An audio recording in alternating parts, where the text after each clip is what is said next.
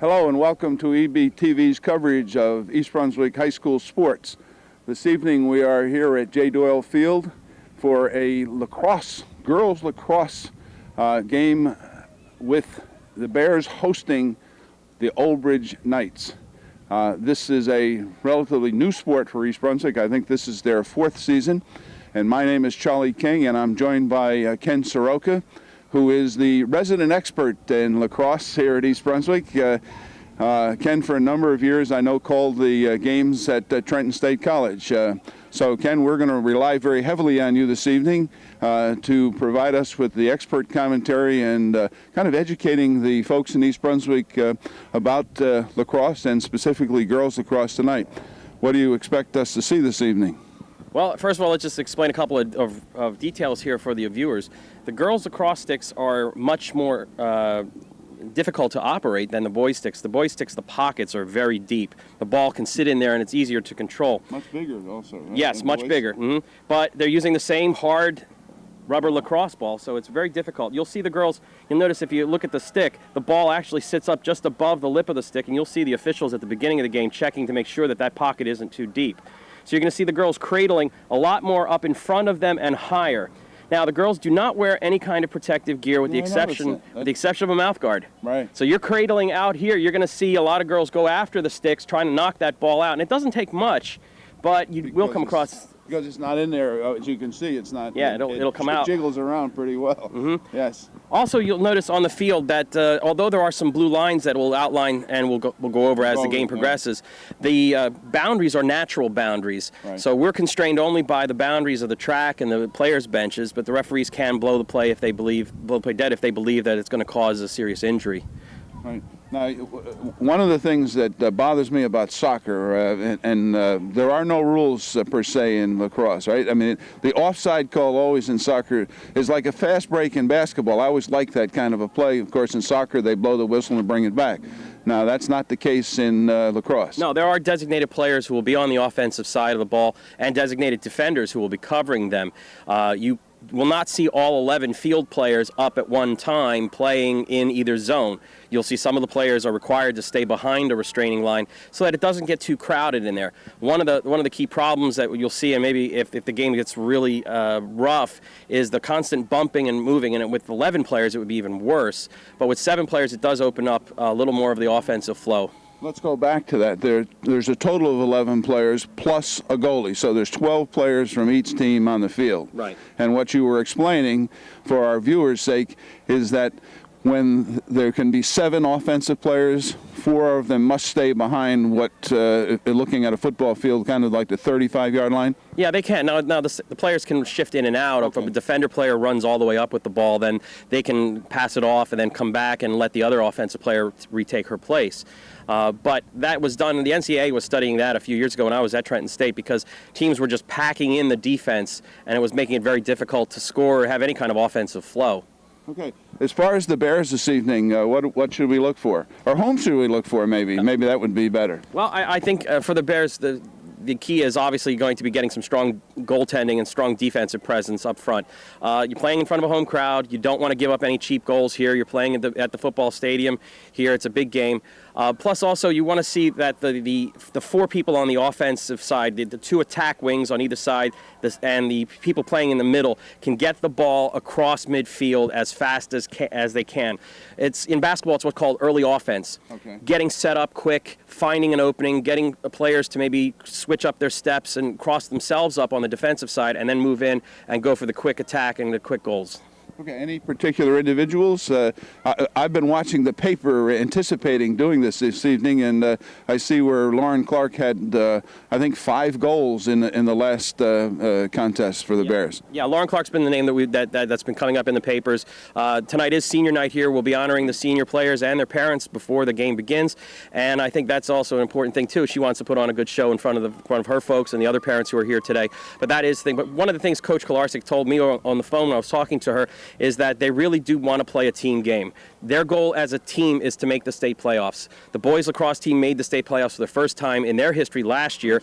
Now the girls team wants to do it, and they're really focused on this idea of team. They're not concerned about individual records. They're not concerned about individual glory. They want to go for the team victories. What is a 500 record? Is that what they're looking at? That's what's required to make the states? I'm not sure exactly, but for the boys it was, it's a 500 record. Right now the Lady Bears are 2-2, and this is an important GMC contest as well against our down Route 18 neighbors there, the Old Bridge Knights. And looking at the schedule, there's 3 teams in Middlesex County with girls lacrosse: South Brunswick, Old Bridge, and East Brunswick. So this is, you might say, this is the rivalry match here, along with the South Brunswick team. Well, it was always fun with the boys lacrosse team too, playing programs like Edison. You want to beat your locals, you want to beat the rivals, you want to establish your presence right here in Middlesex County before thinking and going further into the state tournament. Right. Well, as you indicated, we're getting ready to get started here, and we're having senior night. The parents will be introduced along with the senior players, and we will be right back for the introduction of the seniors and the start of this evening's game. Thank you very much.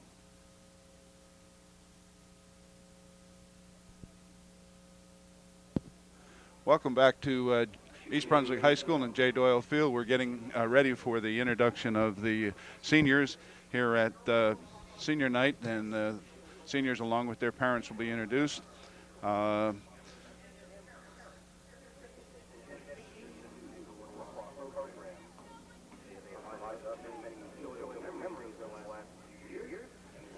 these were the young ladies who got this program started. This is the 4th year of the program here at the high school.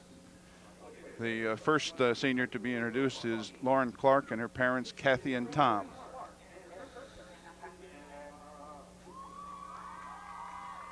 And as I indicated in our pre-game, Lauren is one of the leading scorers for the Bears. Next senior is Jillian Nagy and her parents, Betty Lou and Dan. Jill Drudger and her parents, Gail and John. John was a football player here many years ago. Chantel Hagan and her parents, Brenda and Roland. This is one of the first times I've seen Mrs. Hagan without her camera. Next will be Lindsay Warren and her parents, Karen, and unfortunately we don't have her father's name. And Liz Lynn with her mother, Sue.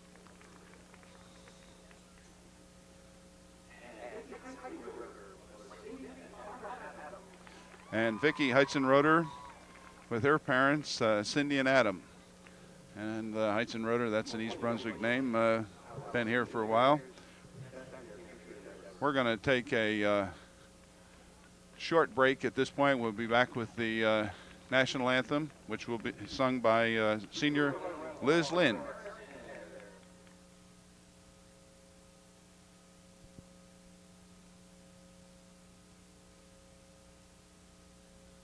Oh, say, can you see by the dawn's early light what so proudly we hailed at the twilight's last gleaming, whose broad stripes and bright stars through the perilous fight o'er the ramparts we watched were so gallantly streaming, and the rocket's red glare, the bombs bursting in air, gave proof through the night that our flag was still there. Oh, say does that star-spangled banner yet wave o'er the land of the free and the home of the brave? That was Michael Spadafino singing our national anthem and doing an outstanding job, part of the chorus program here at East Brunswick High School. And we're getting ready for the player introductions. The starting lineup for East Brunswick will be Lauren Clark at first half, Jillian Nagy at right defensive wing, Jill Dudra at cover point, number 4 Chantel Hagan at point, number 6 Liz Lynn at left defensive wing, Michelle Burson at second person, number 9 Christine McKaylee at left offensive wing, number 10 Sherry Liu at right offensive attack wing, number 11 Melissa Cirillo at third man, number 13 Caitlin Park at third half, and number 14 Alex Schmidt at center, and in goal will be Lauren Pernick. So that's the starting lineup for the Bears. The introductions of the Old Bridge Knights is underway, as you can see, and we'll try to pick them up as we get started here.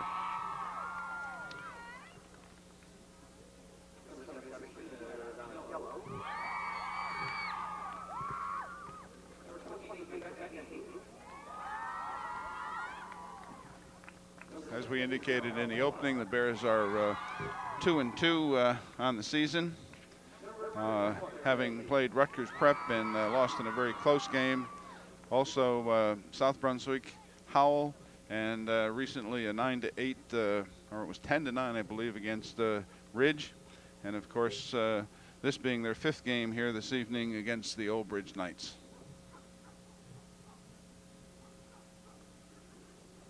We're waiting for the rest of the introductions.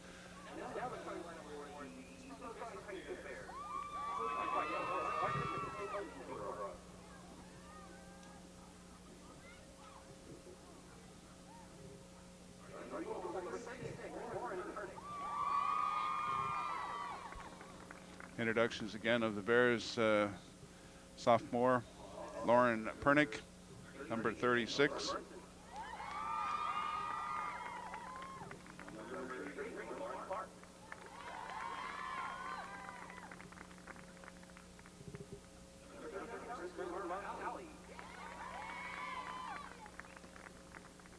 Number 38 was Michelle Burson. Number 39, Christy Mulcahy. Number 34, Sherry Liu at right attack wing. Number 40, Caitlin Park at third half. Number 50, Alex Schmidt at center. Number 13, Jill Dudra at cover point. Number 52, third man is Melissa Cirillo. Number 19, Chantel Hagan at point. Number 29 is Jillian Nagy at right defensive wing.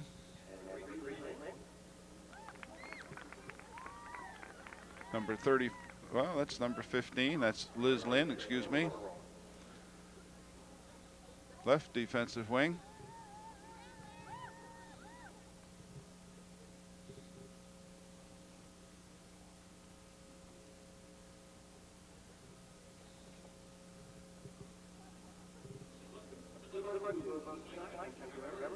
I think that's everybody. 11 players plus a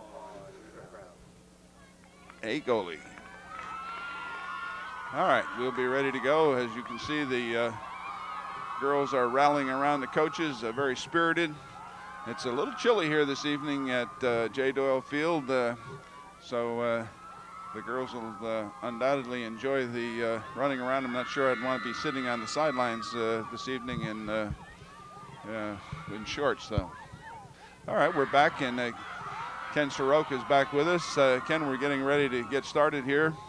Going to kind of help us through this, if you will. I will do that. Okay. Gladly. What you're seeing now is It's not a face-off. no, it's not. The ball is going to be placed at about waist level, waist high. The players will have their backs of their sticks to the ball, and it will be basically a wrestling match to see how that ball pops out and in the direction of one of the players. Now, you see the players are pretty spread out around the blue circle there. Now, they can both stand, as you see, they can both stand on the same side. Their stick backs have to be back-to-back. Now, they're kind of paired off around the circle, and there's 6 of them. Is that part of the normal formation? Depending on how the draws go, if one player has an advantage and the draws pop up in one direction, let's say at 5 o'clock on our dial here, you might see the players shift around and crowd there. Okay. Ball popped up in the air, and it's controlled by the Old Bridge Knights. That's Lauren Dershell. Ball is now on the ground. That was Alex Schmidt in that draw for the Bears. Sherry Lou picked it up here. Her pass intended downfield for Caitlin Park goes wide. Now we remind our viewers that there are no boundaries in lacrosse. Lauren Clark working it behind, coming out in front, hacked at. Oh! We're going to have a foul against the Old Bridge Knights, and this will bring up. What was that? There were 2 players that cut in between and bumped her off the play. Now Lauren Clark's going to get what's called a free position shot. Players clear outside that arc, the 8-meter arc, and Lauren gets to go one-on-one against the goalie. Shot and bounce shot to score. Bears lead 1-0. Lauren Clark. Lauren Clark with a goal. As we indicated, she had 5 against Ridge in the last contest for the Bears. And that's the advantage of a confident player, knowing how to get into traffic and either create offensive opportunities for herself or create the foul, which gives her the free position shot. So even the bumping that she took in front of the goal, she still got a shot off and went right into the goalie. But that's pretty tough on a goalie, isn't it? It can be. At that distance? Yeah, it can be. It's hard. You have to anticipate very well. Now, foul right off the draw. As you notice, the players, when the referee blows a whistle, must stay exactly in place. Everybody just stops. Long field pass intended downfield for that Stephanie Lavallo goes through and out to the track. Now, the referee did blow the play dead. He did blow the whistle. Because that rubberized track surface would cause the ball to bounce. Okay. But if that was grass, they could still play. They would continue to play. Okay. Okay. So now, we have a restart, and she can just bring that ball in and without any pass or anything. Right. She can go to goal if she wants to. Okay. Now, you'll notice you see the Old Bridge cutting down. They're sending what I refer to as a bombing run straight down the middle. They're attacking from the top of the cage, looking for that alley-oop pass down. Now she's coming right out. Boom.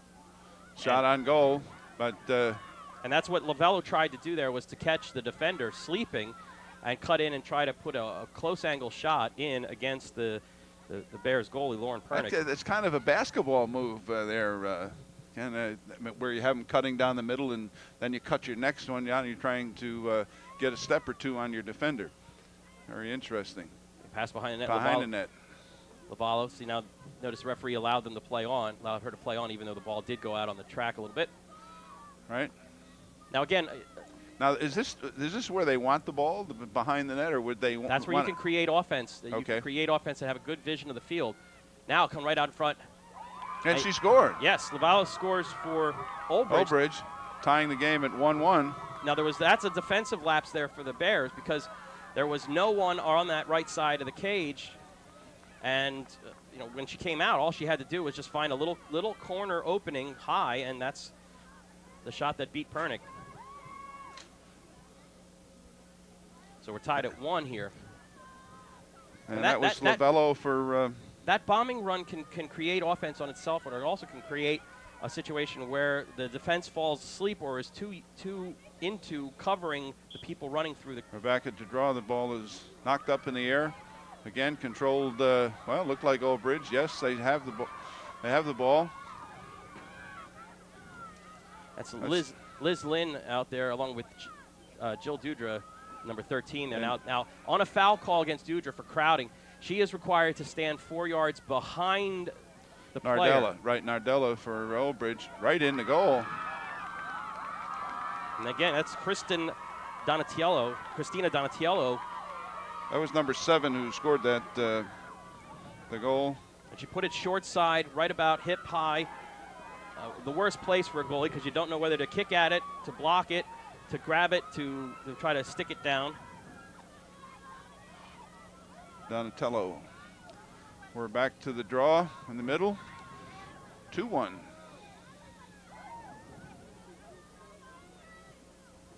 Now, we haven't had any rain here, so this field is hard. It's hard and dry. And that ball is going to bounce, as you see there. Yes. Now again, that's a crowding foul. Players will give Jill Dudra a chance to work it out herself. Now we got downfield pass, and that goes through. Lauren Clark's trying to run, and look at that speed, trying to get to it. And she made up some ground there. Now, as the ball's going out, the closest player to the ball gets awarded possession. So that's why the hustle is important there for Clark, even though she didn't come up with the ball cleanly. The officials must be playing, as you indicated before, playing the track or the bench area. You're going to get a whistle. That's Kristen Marcali now has it. Looking in the middle. That pass intended looked like for Schmidt, number 50. And that's Sherry Lou with the ball, 34. Well, that ball was popped out and awarded to Olbridge. Oh, okay. And Chantel Hagan came up and tried to snipe that one down. Now this is a break for Olbridge, 2-on-1. Turning, spinning, ball is knocked out of the stick. Fought for on the ground. You have Liz Lynn in there trying to fight for it for the Bears. Possession will be awarded to the Bears. Along with Lavello for the Knights. Again, repositioning everyone to get them set. Again, ball's bouncing around, picked up on a couple of hops. That is Caitlin Park for the Bears. Caitlin working her way through, coming inside 12 meters, inside 8, coming to put a shot and drills it. In there, Caitlin Park. Nice shot. Caitlin is a junior, went all the way. She had somebody on the break there, which I thought she was going to pass it forward, but she elected to take it on her own and was able to. You've got that much speed going for you, that much momentum. If you try to pass it, you'd probably fire it right past your that's your what teammate. I was kind of thinking that she might have been a little unsure of the pass and better off taking it to the goal herself. Is that what you teach generally? If you have the opportunity, you go right to goal. Okay. All right, the Bears are collision between two Bears, taken over by number 32 of the Knights. Shannon Frew. Now you look at the behind the goal, behind the goal again. Working behind, trying to work behind. Now that's a that was a stick, wasn't it? That was a high check there. It looks like by number 50 of the Bears, Alex Schmidt.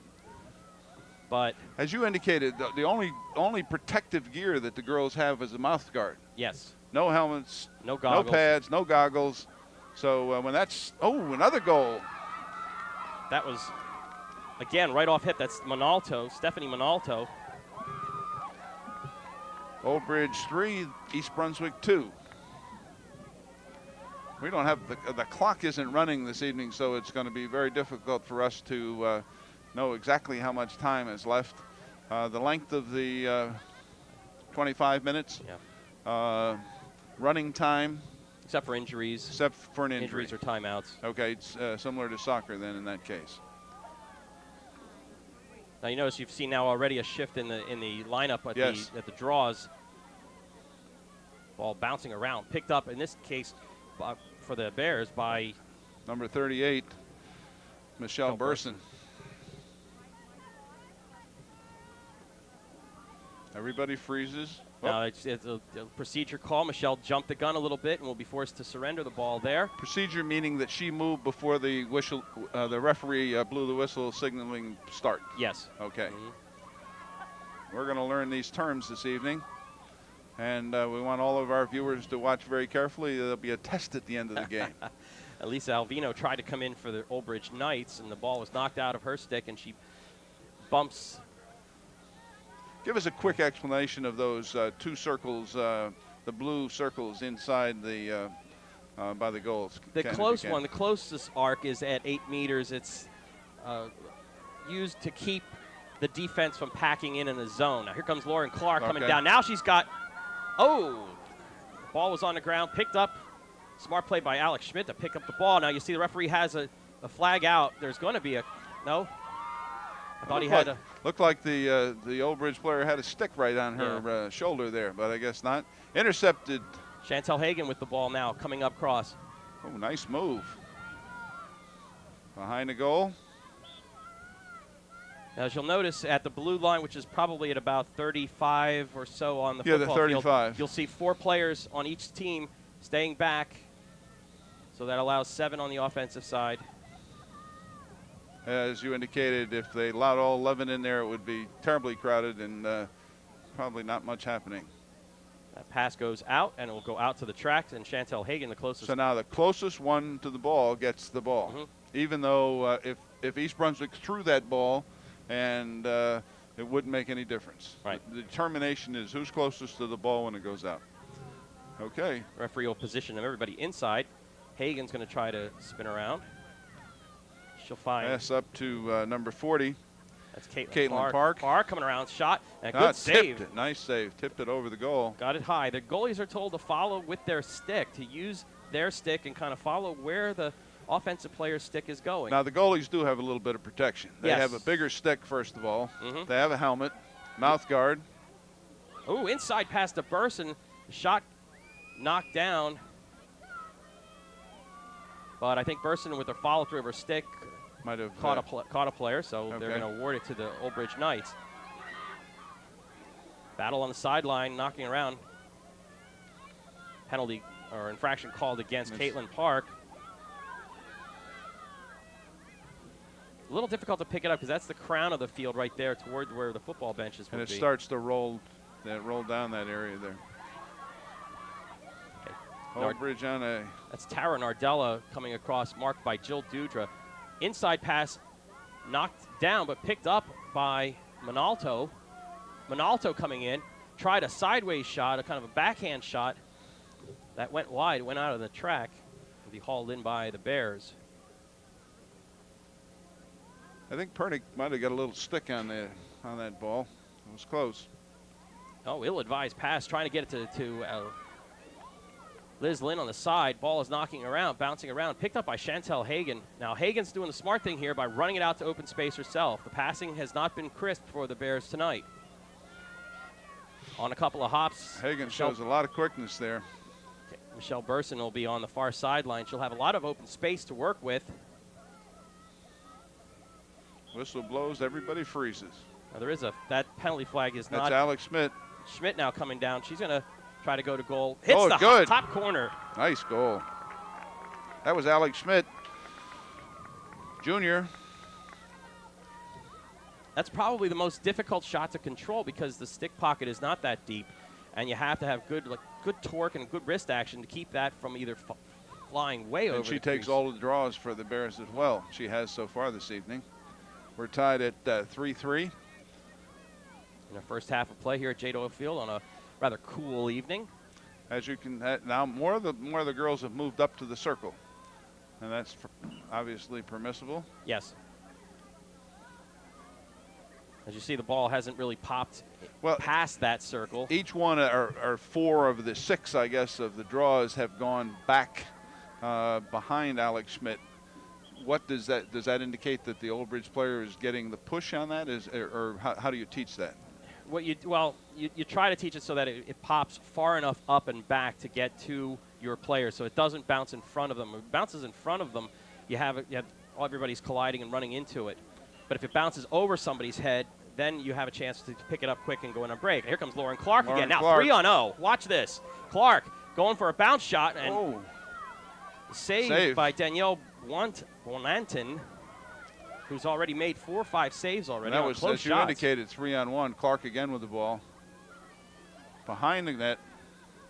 But in that case, it was 3-0. It didn't matter because, as Caitlin Park tried an alley-oop dunk shot almost, it bounced on the hard surface that's right where the goalie is standing, and it bounced over the cage. Right over the net. And now the ball will be given to the Old Bridge Knights, and they will bring it out from behind their own net.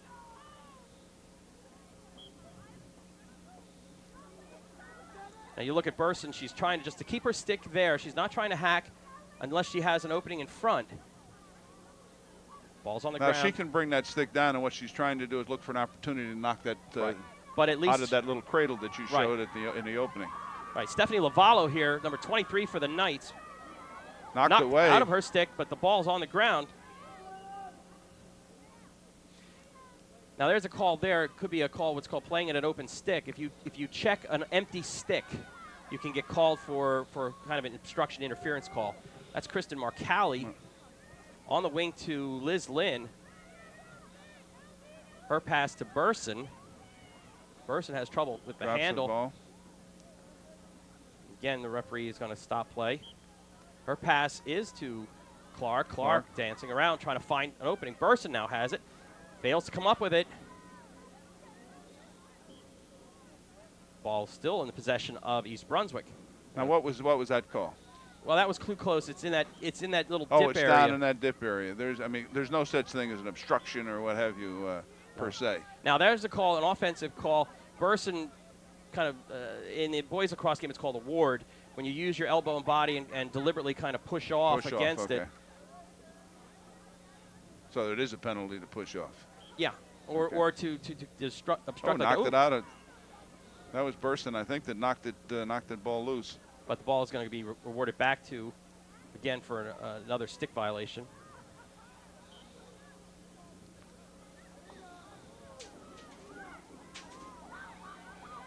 Julie Nagy tried to come up there and check. Kristen Marcali now marking on the sideline. Looks like a rugby scrum there, trying to go after the ball. That's Lansing Fama for number 8 for Old Bridge. Marcali will have it.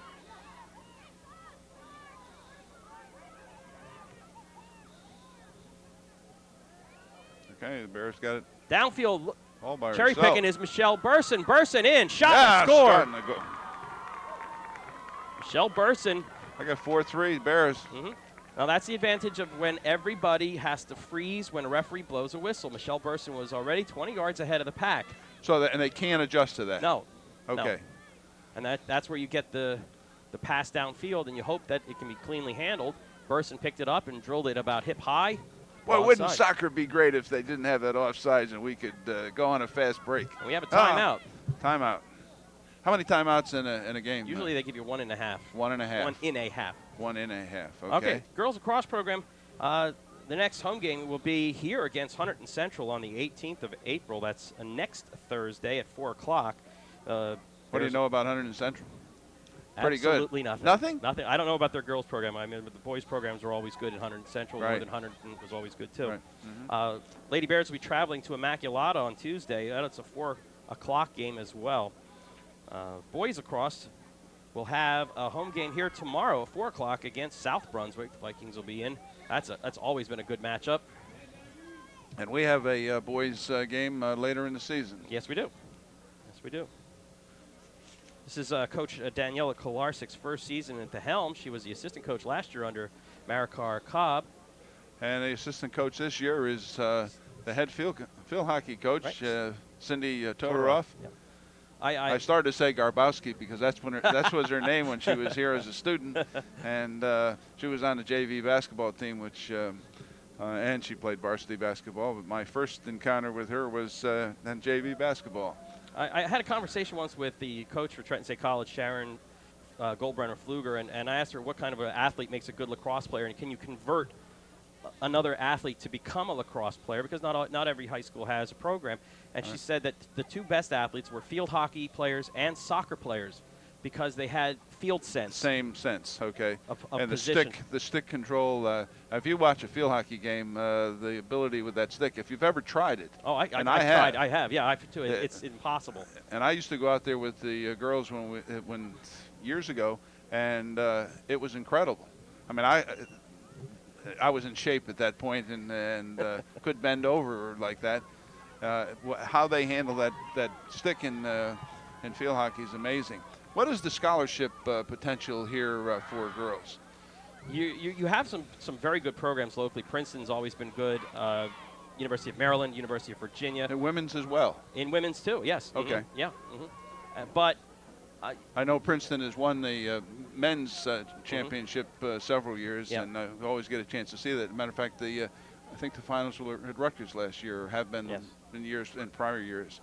Okay, Alex Schmidt once again at midfield. A little different stance here on the draw. Yeah, and you can see now with the 2 players back-to-back like that, how it came out. Oh, Clark. Pass it inside to Caitlin Park. Here comes Caitlin coming in, drives and a stick save. nice save. Bonanton with the stick save, and that's, again, following the player's stick with your stick. And allowing you're basically trying to play catch with it. All right. Bonanton now looking. Now, if you were going to advise Park on that move, what would you at the goalie's feet. At the goalie's feet. That's a Toughest shot. very awkward shot because you can't read the bounce because it depends on the field conditions. If there's a lot of dirt in front, or it's hard like this. It takes a crazy bounce. Because it's all right. On the sideline now, the Old Bridge Knights will bring it up. Trying to loop it inside. And does. And that's going to Montalto. Montalto being checked and bumped on the side by Jillian Nagy, and Nagy's going to get called for that. Well, she's got a freeze, and so they got a little bit now of you watch Chantel Hagen. She's going to try to cut the path off. And Hagen is 19. And force. And she did. Spin nice move. spin. And a save by Pernick. Nice. Pernick stayed with that one and, again, allowed her stick to follow the Old Bridge stick. Coming a little close to the bench here is Lauren Dershell. Ball over the head of Monalto. Headed for Lavallo, Stephanie Lavallo.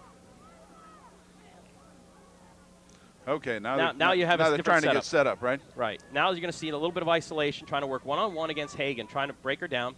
Okay. Setting a pick. Whoa! Now, that could have been called a pick, but the player was stationary. Up Jillian Nagy now. Nagy's going to... A lot of speed, Nagy. Trying to hit Sherry Liu. Liu's going to have to run it down. She's got it. Up, out of the... That's why you need the 2 hands on the stick to control. Tara Lancelot, number 17 for Old Bridge, battling with Sherry Liu on the sideline.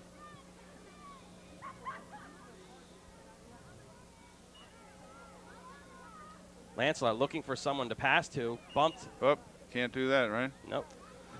Bump with the stick. I mean, could she bump her with her body? But no. No contact. No contact. Okay. Jill Dudra comes up with the ball there, and they'll position them back onto the playing surface. That's going to be redone, or they're going to give the ball back to Jillian Nagy.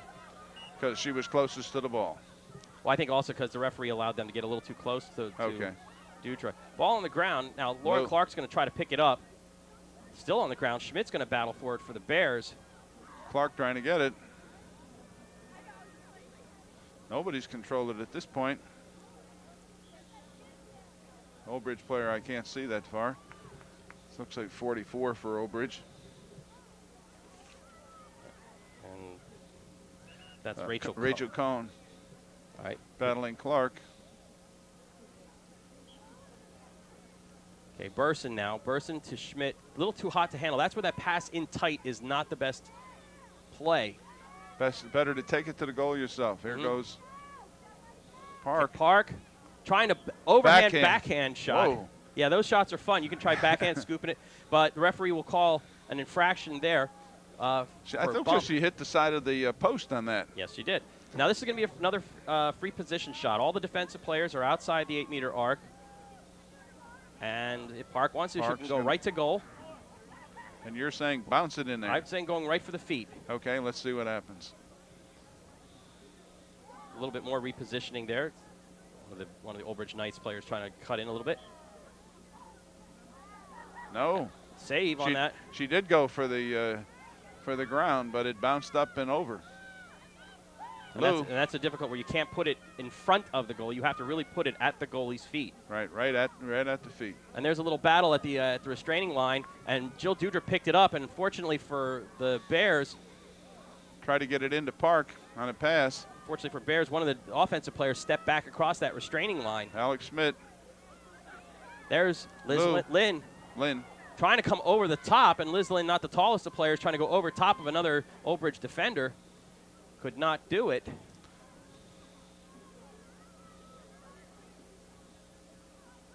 What are we going to have here? Referee signal. We're going to have a free position shot. And this time again, Caitlin Park will take it on the right side of the 8 meters. Now they can move as soon as the whistle. Yeah, Right. that defender that's right by the goalie can come in. I mean, this is where you might see Park decide to pass instead of shoot. Park comes in, drills it. Drills it in a goal. That's determination. That looked like it went right through the goalie. Well, the weakest, some of the hardest areas to hit is like right off hip. Off your hip. Because again, you've got padding on, and you don't know the size of your padding necessarily. Plus, it's hard to get that stick and torque it all the way down at the hip. Okay. Because you'll end up hitting your own self in the foot. Kind of like a sumo wrestler a little bit, kind of tough to get near the sides of it. Bears are now up 5-3 on the Old Bridge Knights. We're in the first half of play here. And Burson now, clean pickup on the draw, will try to pass it across to Jillian Nagy. Nagy coming in on a break. Nagy's got a lot of quickness. And it's in. Nagy. 6-3, East Brunswick. And it looked like the goalie for Old Bridge, Danielle Bonanton, anticipated a much harder shot, and that looked like it almost knuckleballed on her. She looked like she moved a little bit to her left. Her weight was on her left, and Nagy came across her body back across to the right and was able to put it into the goal. Now those goals are 6 foot by 6 foot. It's 36 square feet of shooting space. Now once again, because we've had they look awful small from here. Yeah, they do. 6 feet is not very big, but it's. And that ball is popped. Still being battled for it. So bounced around. Old Bridge controls number 54. Disherry. Picking it up on the side. That's Nagy. Nagy in the middle to Clark. Picks it up clean. Clark with 3 defenders around her will hold. She'll try to pass it way inside to Burson. Burson's going to have to dig out for it. And they will again blow the play dead. Now, when Clark had the ball, there seemed to be 2 or 3 defenders on her. Do you think that's intentional? I think you got to stop the number 1 gun. And Bonanton comes out and snipes down that pass. Schmidt now picks it up, is trying to bat it, and does in the direction of Burson, who will operate behind the net. Burson will find Clark. Clark will have to settle. Come across the field, a lot of open space. She'll find Burson again. Burson will duck inside, looking for Park. And Schmidt got, I think, called for playing it at open stick or checking an open stick. And she will stand behind. The offending player in the foul will stand 4 yards behind the victim of the foul. So that she gets the advantage going in the offensive direction here. Right. Okay. Now nice Old pass. Bridge has it. Well, this is where Old Bridge is dangerous in transition. Lavallo tried to go inside, knocked out of her stick, and the foul will be called. That one's against Sherry Liu.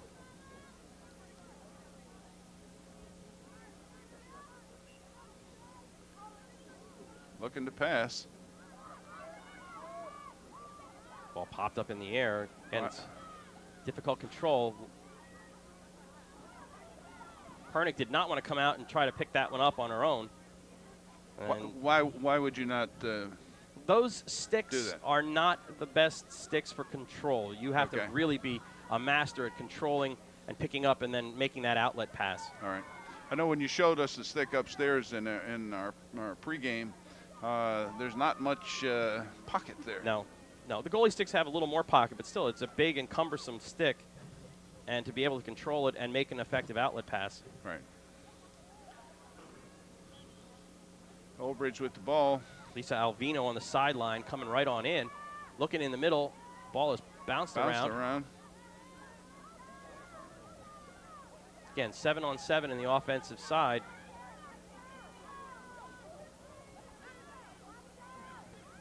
Knocked away.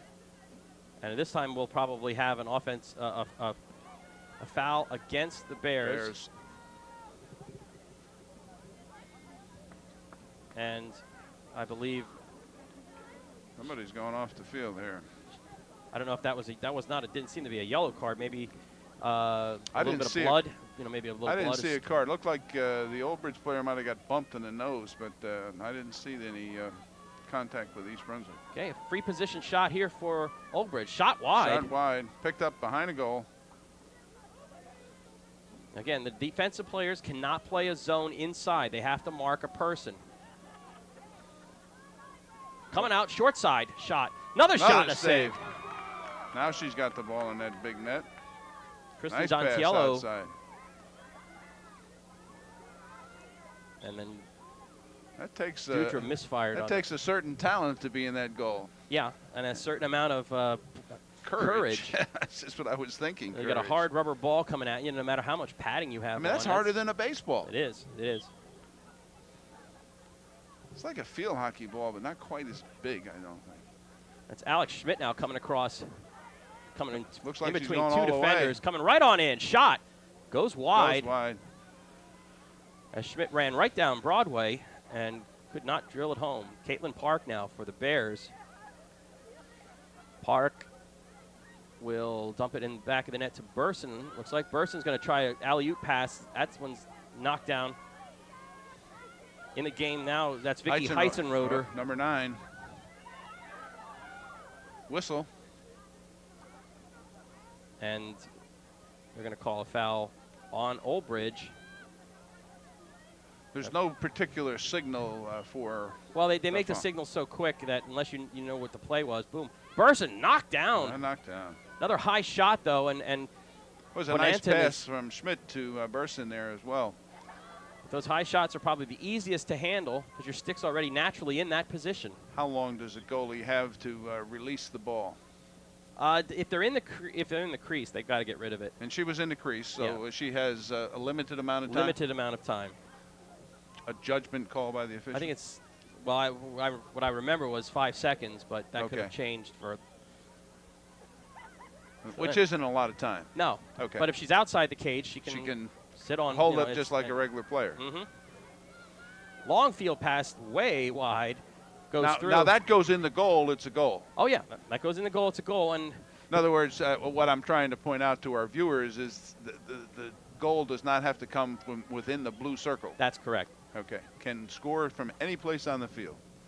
And you were explaining a long shot that was made some years ago that you observed. Yeah, I've seen weird things. I mean, it was actually a long pass, and in a crowd, the goalie just didn't see it. The players knocked it around, and it just went right through the goalie's legs, and it went right in. From the entire distance of the field. Yeah. Okay. Nagy, Jillian Nagy. Bears up 6-3, trying to extend their lead over the goal. Ill-advised pass down front, not picked up. Now picked up by Heitzenroder. Heitzenroder to Clark, and Clark will set it up behind the net. Coach Kolarczyk calling out play. Ball in front. Schmidt. Intended for Schmidt that pass, just a little bit off her stick. And this is. Oh, that was a nice outlet, but it was just a little too hard. And Liz Lynn picks it up for the Bears. Being checked at. Liz Lynn will get to Burson. Burson loses it. A bump, I guess, against Burson. Burson, number 7 for Old Bridge. One of the things that the Bears have done in the last maybe 10 minutes of play is to keep the transition game. And just as I say that, here comes Old Bridge. Here comes Old Bridge on a break. I was thinking the same thing. Most of the play has been in the East Brunswick offensive end. And a scoop shot and a score. Number 18. That's Tara Nardella. Nardella cuts the lead to 6-4. That was a nice move. I mean, she took one-on-one and spun around, and I guess anticipating that spin is something that needs to be worked on quite a bit. Well, one of the skills that you try to work on is working on your non-dominant hand. If you're a right-handed shot, to try to work a left-handed shot, to try to do backhands, scoop shots, shovel shots around your body, just so that you can, when you're in tight like that, make a change of direction and come up with a good chance to score. Ball popped in the direction this time. And once again, here comes transition for Old Bridge. Ball is on the ground, play on. Now we have a call, and it's going to go against Old Bridge. Into the game. Where did girls learn a game in East Brunswick, Ken? They learn it just by doing. We don't have the feeder program as we do for the boys game. Lauren Clark coming right on in. One defender to beat. Cuts in, changes directions, bounce shot. Oh, and missed it. Missed the net.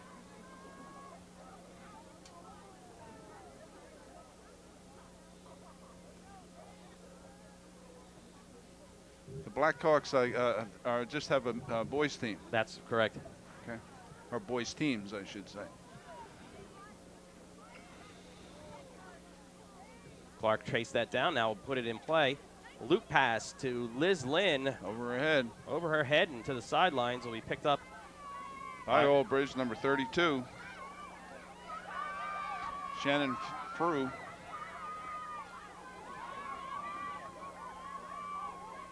Guarded by Schmidt. Actually, 3 girls around her. And it's picked Taken up by away Jill. by Nagy. Tried to pass it behind her back. Nagy's going to run right through. Again, Jillian Nagy, the soccer player, knows how to get through some open space. Still in control. We'll find Park. Park tried to change hands on the stick. She tried to go change hands, and it didn't work as she had trouble controlling the ball. Nagy picks it back up again for the Bears as we go back down again. Settling it down now. Poking at her, trying to knock that ball out of the stick. Schmidt inside. Penalty call coming. Once the Bears lose possession, we'll have a push, and it will be a free position. Or was out? I can't see. Looked like it was outside of the circle. I'm not can't. sure. It's close over there. Those blue lines don't show up well when it gets dark. All right, we're going to call a free position. Alex Schmidt will take it now on the right side. She wants to rush that to the net and take a quick shot. And she does, and it's Bonanton, knocked off the goalie's stick. Yeah, Bonanton got a piece of it high. We got Nagy with the ball again. Inside. Now loop pass trying to go alley-oop. Burson tried to pass it inside for an alley-oop slam dunk. Did not work. Park with it. Park getting hacked at. Ball is on the ground. 3 defenders around her. Multiple fouls there. She's going to get a... she's going to get her chance at the free position shot. Okay. From the right side of 8 meters. Bonanton's been good at the high shots. Let's see if Park decides to bounce one at her feet. Off the post, about hip high. And that was a bullet. But the goal was the best defender that on that shot. Goalie's best friend. The pipe. And you're right, Charlie. We haven't called much action down here on the defensive side. It's been controlled by East Brunswick. And then every once in a while, Old Bridge will get a break and go down and put it in net. So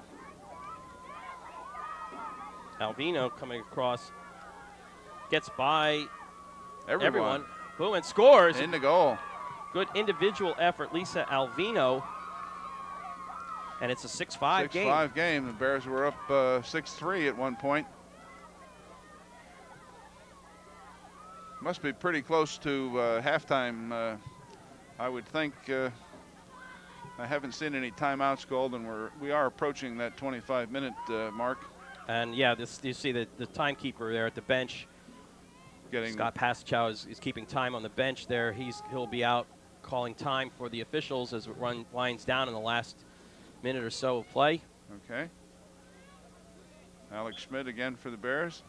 And back to the original draw position anyway. Now we're playing. Now we got Caitlin Park coming in on a break on her left hand. And fires it high and wide. Maybe a piece of it got bumped, or her stick got bumped by a defender, forcing her to go high and above the cage. Now, the position she had the stick in was over her left shoulder. And left shoulder, and the way she had it high. Meaning that she is a left-hander or a right-hander? She's probably dominant on her left side. More comfortable with the left. More comfortable on her left. But the fact is she also had it up very high, and that would make it very difficult to bounce one, to drive it down. Into the ground. Into the ground. At the goalie's feet. At that distance, yeah, at that short distance. So that's why I said you tend to follow with your stick. You tend to follow the player stick. Oh, back over the goal. Again, that was an alley-oop attempt as a pass inside to Clark, but Clark tried to drill it home. and wasn't able to bring it down. Now, when you make that quick move, that ball must slide up that stick, which makes it more difficult. Yes. Ball's on the ground, and this time Alvina will bring it out for the Old Bridge Knights. Now, we know what she did the last time on this break. She went all the way to the goal. Into midfield area, that's Stephanie Minalto. Being marked by Nagy bumps it, but play on. Nice pass. Nardella on the side. Looking inside and a bounce shot, and that's that one-timer play. Chantel Hagan now comes up. It's going to drill it downfield. Time is running close to out here in this first half. Lauren Clark. Picked up by Clark. Now the clock does stop in the last minute or 2 minutes of play on every whistle. And she got bumped is the reason for the whistle? Yes, Clark now down to Caitlin Park. Park again. Left hand over the top. I think that's about the third or maybe the fourth time that she has sailed the ball over the net. That's where you need to drill it low. But the passing, I've noticed the passing is much sharper here later in the half than it was in the beginning of the game. I think, it might be getting used to the night conditions, the cool weather. And there's the whistle. And that's our first half. And we have the Bears 6, the Old Bridge Knights 5. For the Bears, Caitlin Park with 2 goals, Lauren Clark with 1, Alex Schmidt, Michelle Burson, and Jillian Nagy tallying for the 6 Bears goals. Okay, and for the Knights, you have those down there too, I see? We have 5 individual goal scorers, Christina Donatiello, Stephanie Minalto, Stephanie Olovalo, Lisa Alvino, and Tara Nardella are the 5 scorers for Old Bridge. Again, 6-5 here at J. Doyle Field with the Bears leading the Old Bridge Knights in a girls lacrosse game. We are going to take a short break, and we'll be right back with the start of the second half. Thank you.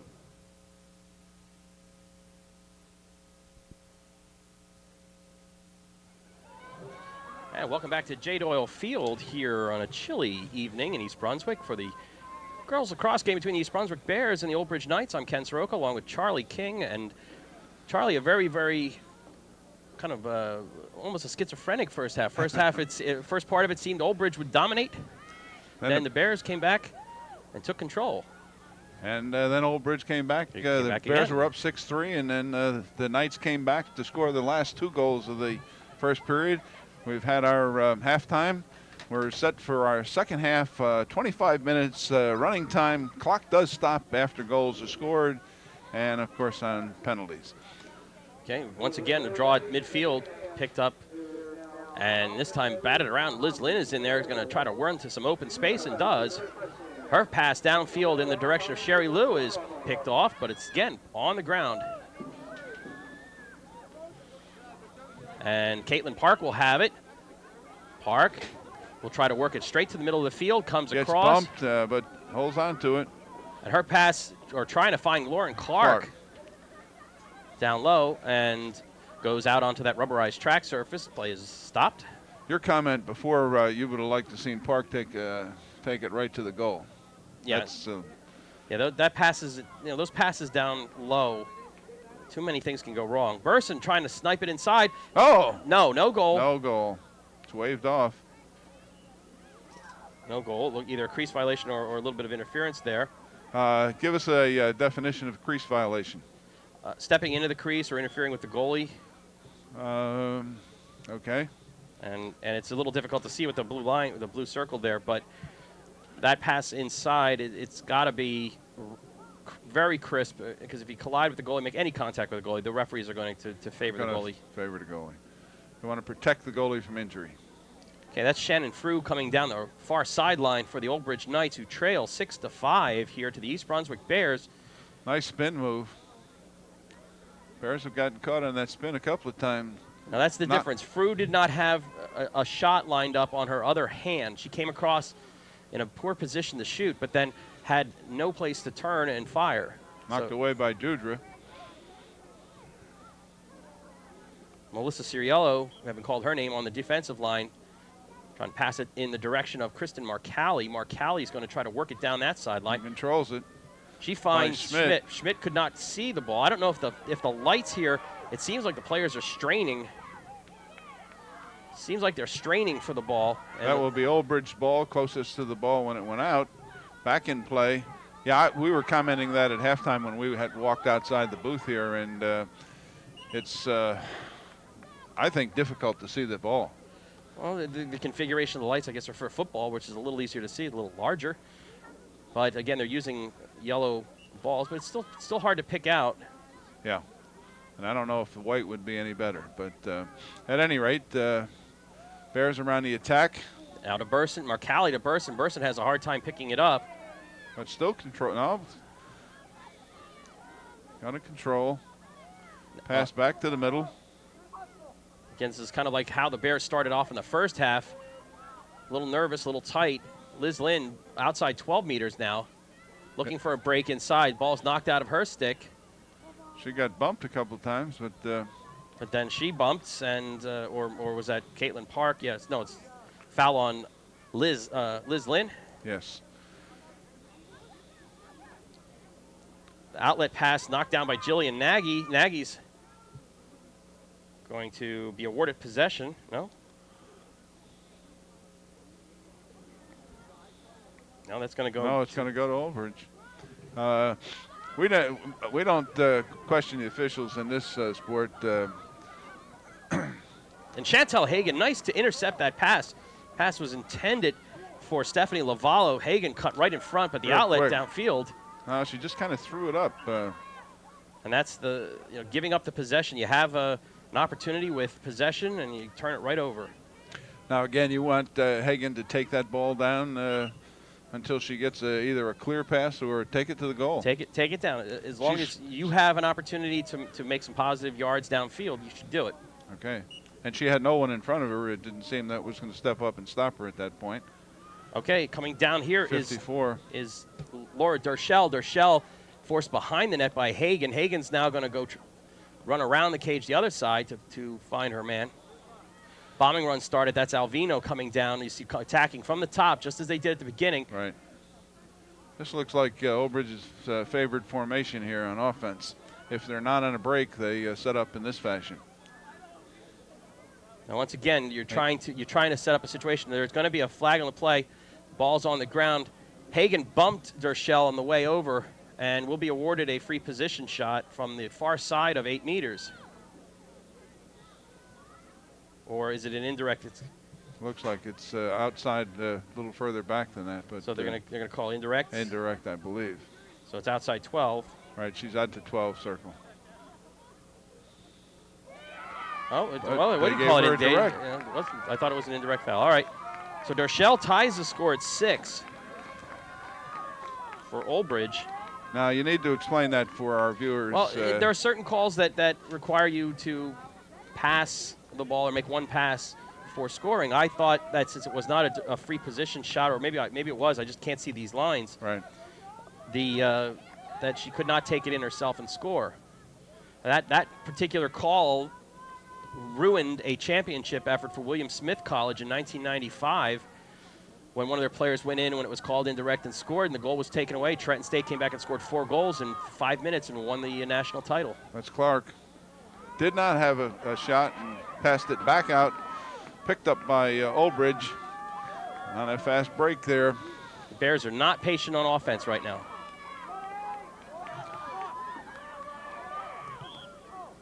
Ball knocked down by Ciriello for the Bears.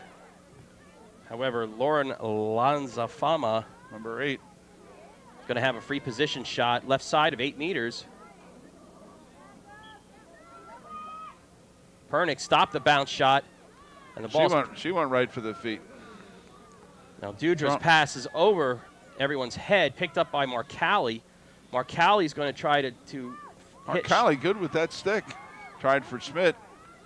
But Schmidt unable to come up with it. A turnover for the Bears, and little bump there. Now she come up and set a pick. That's legal, illegal. Well, it looked like we weren't supposed to criticize the officials. No, we're not. We're not criticizing. We're trying to understand here. That looked like a moving pick, though. Yeah, I would have called it. Okay. Nagy's going to come back and go behind the net and check. In front for Old Bridge, point blank range. Alvino with the shot. Alvino, number 2. And that either hit Pernick in the leg or hit the far post and bounced right out. I don't know how. She was only about 2 feet in front of the goal. Spin move. Again, another bounce shot low. Pernick went down for it. It squirts through the far side, and Dudra will pick it up. Okay, now the referee will blow play dead and try to get the players repositioned further onto the surface. Oh, they want her. See, they're going to move her back in a little bit so that there's a little room to maneuver there. One hand maneuvering by Dudra gets her some room. Burson now trying to stick handle away. She's got it. Picks it up on a bounce. Tried to hit Clark. Into Clark. That passes behind Schmidt. Schmidt's going to try to work it inside to Park. Park's trying to dunk it on a one-time play, one-timer, and fails to do so. Alvino coming up. Knocked out. I mean, that's just swatting the ball, the one-timer. That's what you mean. You just want to make enough contact to catch it and direct it in the same motion. Okay. Alvino now has it on the close sideline here, tipped by Jillian Nagy. Marcalli's going to battle for it. And the ball is going to, that's Jill Dudra, 13 for the Bears. Bears are going to control. Bears got 3 here. Bears got a little advantage here, 4-on-2. Clark to Schmidt. Schmidt coming in on her right hand, trying to change direction, comes back. Oh, and a goal. That was Alex Schmidt for the Bears. That's her second goal tonight. Puts the Bears up 7-6. And Schmidt was going away from the goal with her right hand shot, turned her body at least back far enough to find a long side corner. That's a difficult thing to do. That's a difficult shot. It looked very difficult. I didn't think she was going to be able to get far enough back to have a good angle at the goal. But she was able to manage that and put the Bears into the lead with about 10 minutes gone here in the 25-minute second half. 7-6 our score. Schmidt again. Now you can control your own draw as long as it goes above head high. And that one did. So Schmidt, if she could have gotten her stick to hold on to it, would have been in possession of the ball. Marcalli will have it for the Bears. She's going to look downfield for Park. The pass goes through Park, but she's going to have the first chance to pick it up. And she's able to do that. Plays it around. Park, Caitlin Park coming in. Going to put a shot in. Knocked down by Bonanton. Like Lauren Clark, that is. That was Lauren Clark putting the Bears up 8-6. That was a nice move. Lauren Clark found the ball on the ground and found enough open space to pick it up and fire it past Bonanton, who's been good in goal, but now you have a little discussion going on there. One of the defenders questioning the referee official about that. Well, I think the goalie there was kind of bombarded. She had Park on one side. The ball squirted over to Clark, who seems very adept with her stick, and was able to put it in the net for the Bears. Now, if you notice how important these draw controls are, how many players are crowded around that center circle for both sides? More of them to our right here, up close to the circle. I wonder, because most of them appear to be going back. I don't know why that is. All right, in motion. Looked like the Old Bridge player. A little advantage there, but number 2, Albino had the advantage. Somebody got knocked down. And it looks like we might have a card. No? No, I don't think so. But the Old Bridge player did get knocked down. Siriello is going to have to stand behind. She was the guilty person, the guilty player for that So foul. She has to go back 4 yards. Yes. Okay. Spin move. Nice wide move. of the goal. Nice move. Shannon Frew came in and was able to control and put a bounce shot in, but put it wide. Chantel Hagen will pick the ball up with room. Nagy. Once she gets control of it, she'll be able to run. But she's looking for a call from the official, but did get one. Finally got one. Now Jillian Nagy. That's Burson. Burson again, having a little problem picking the ball up.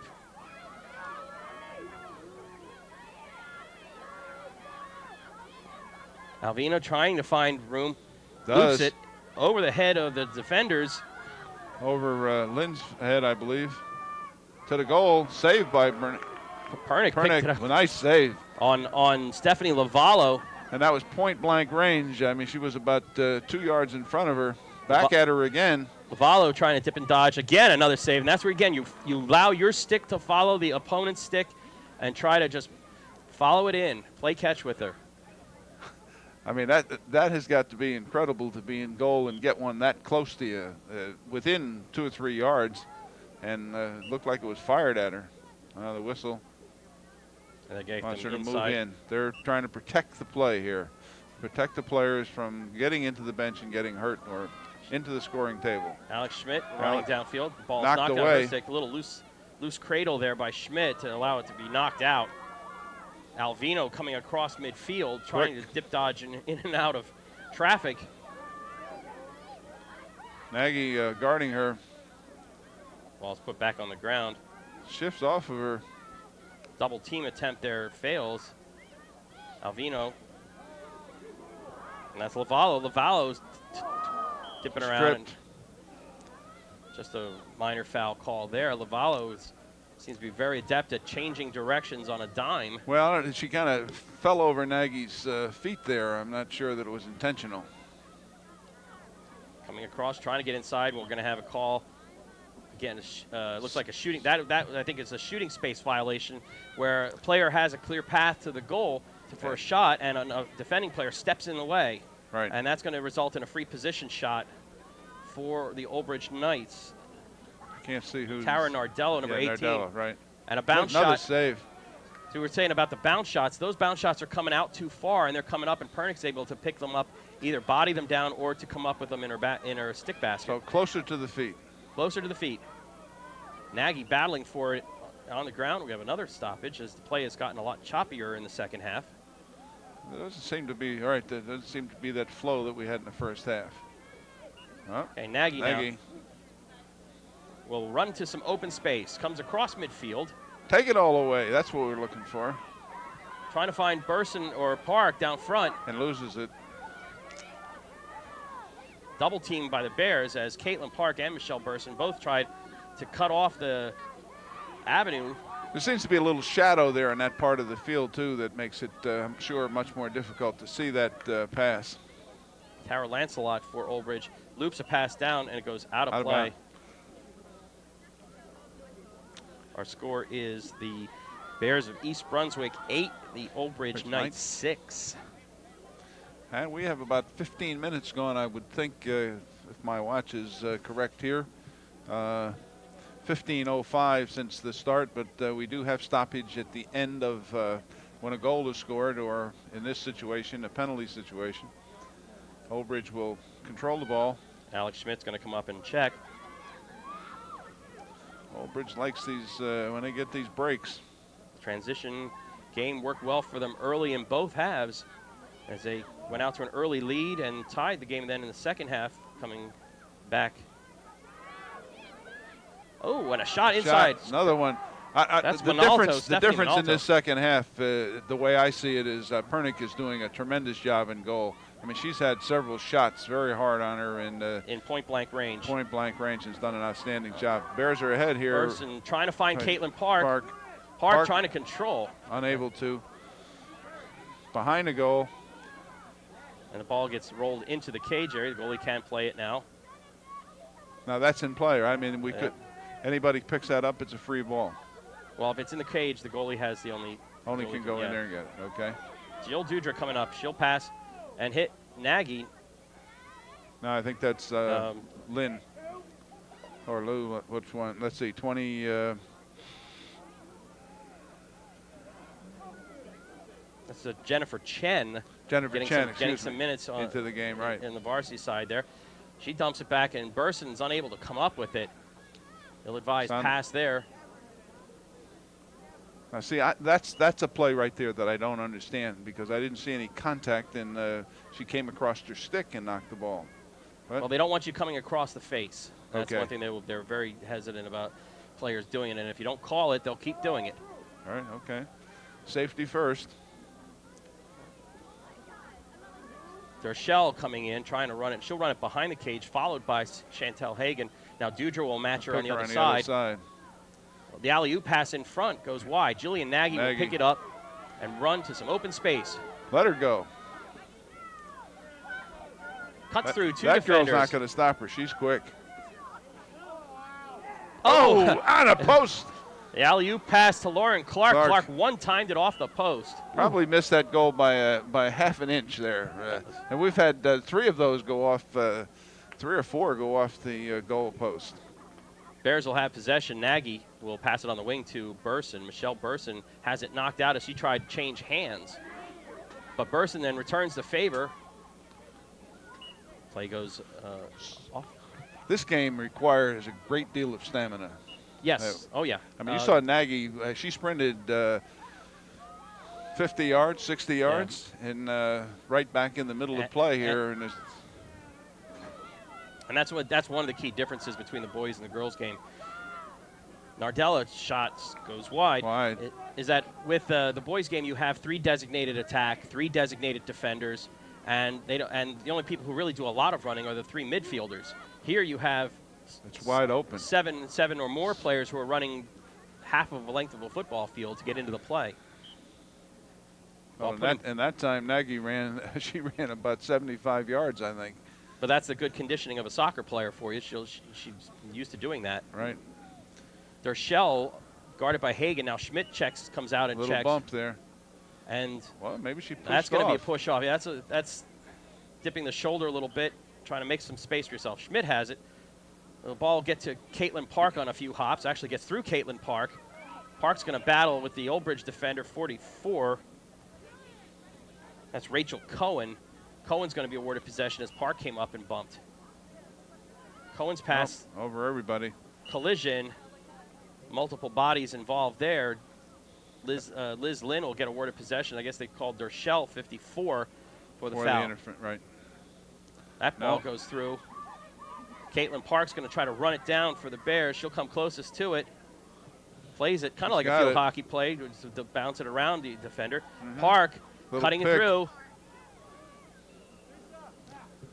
That's Shauna Horvath, number 42, who haven't called before into the game for the Bears, who set the pick on that little move by Park. And they're going to give Caitlin Park a free position shot, almost straight center, dead on from 8 meters. Again, all the defensive players have to withdraw beyond the 8-meter arc. But as soon as the play is blown in, they can come up and challenge. So Park has to try. The foul determines who's going to shoot it, or can you designate a particular usually the player? Usually the person who is the person who gets victimized on the foul is usually the one who gets it. Although there are exceptions. Ball goes over to the drainage area there and will be put back into play. Probably Old Bridge was closest to the ball. Well, this is the lacrosse equivalent of a jump ball. It's a throw-in. Okay. Because it was a tie, right? Yes. It was too close to call. And Shauna Horvath tried to come up with that, but failed to do so. Another whistle. Another whistle as they reposition the players.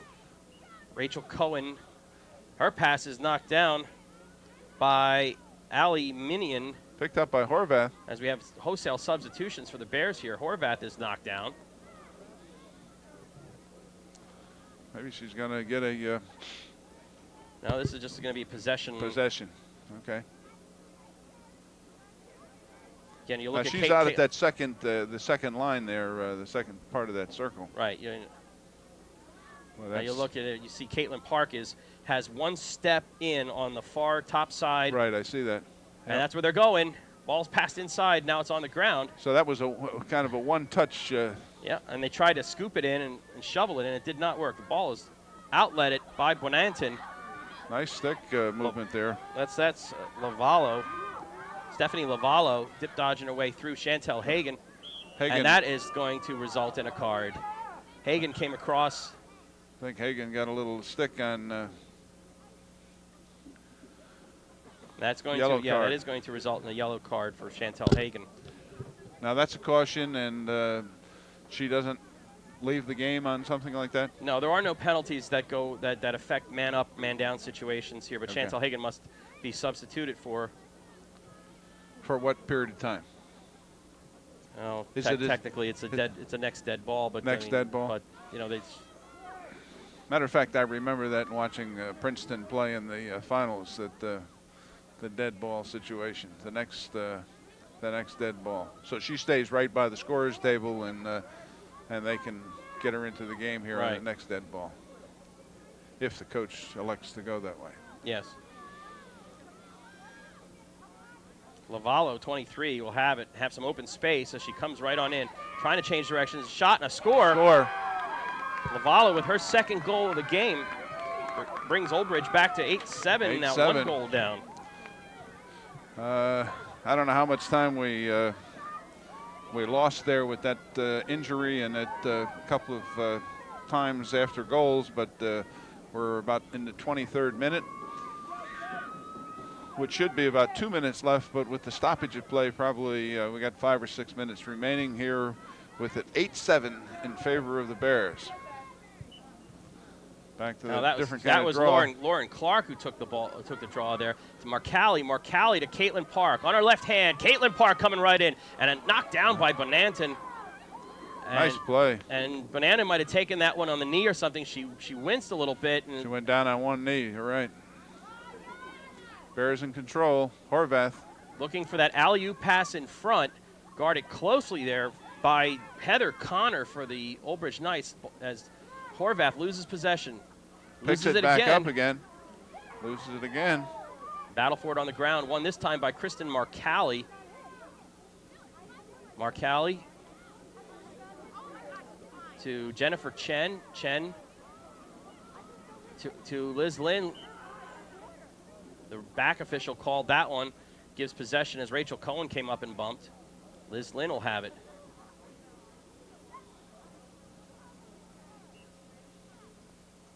Inside, Burson scores. Michelle Burson with her second goal of the game. 9-7 with the Bears in the lead. And that was again an awkward shot. It was at the feet of Bonanton on the far side. And timeout called by the Old Bridge coach, Carly Mount. We were talking earlier about the opportunities for girls to play lacrosse around here collegiately. The lacrosse programs at the bigger Division I schools get a lot of attention. At the University of Maryland, for example, Gary Gate, who's one of the lacrosse legends in the men's game and in the indoor game, is one of the assistant coaches. And I, having seen Gary and the University of Maryland team, the women's team, play several times, that he just brought a different mentality to the game, more of an attack, aggressive transition game to the girls' women's program. Locally, you have your Division III schools play Rowan, College of New Jersey, Montclair, Drew also plays good games. How about down the shore? Anything down there? No, not collegiately. No. You'll get a bunch in Maryland. You'll get Hopkins. Hopkins actually moved up from Division III. State, they all have, right. Mm-hmm. And your smaller schools like Mary Washington, Loyola, Ithaca, Cortland, they'll all play too. But so there could be an opportunity for a girl to play at the next level if she wanted to continue. Yeah. Obviously. Division III, you're not going to get Division III, you're not going to get scholarship money, but you're doing it because you like the game. Now, if you've seen Maryland's women, they're highly skilled. We're creme de la creme at that point. Yeah, they can recruit from the best schools, private and public schools throughout the nation. Right. But again, you lacrosse seems to be little pockets of lacrosse around the country. I mean, the Northeast, it seems to be a. You look up collegiately up in Massachusetts, like Williams. That's what I was thinking. Amherst, Middlebury play very good lacrosse up there. The NESCAC conference is a very good conference for Division III. You have around Baltimore area, you have Loyola, you have Hopkins, you have in the New Jersey area, you have Drew, Trenton, College of New Jersey, Rowan. You have some schools in Ohio now picking it up. It's spreading beyond. It's spreading beyond the normal. Traditional. But I'm sure our viewers can see that, and maybe they're tuning in for the first time and watching a lacrosse game. It's an exciting game. fast-paced. It is. It is. And without the physical checking, Right. you will get a lot more transition, a lot more open running, a lot more athleticism. Okay, we're about ready to pick up the action here again. Bears. We surmise that there's 4 or 5 minutes remaining in this contest. That was a timeout by Old Bridge. I think number 23 for Old Bridge, she wasn't too happy with the situation, kind of tossed her stick in the air, but she's ready to go here, back in action. That's a Dershell 54. Looks like Lauren Clark will now take with a the draw. timeout, we come back to a draw. Well, that was the goal. The goal was scored. The goal was scored, and then the timeout, so back to the draw. Right. Okay. Now again, they'll redraw that one because the ball never got above head level. Right. So they'll redraw that one. Or in this case, they're going to have a throw-in between the two. What determines that, Ken?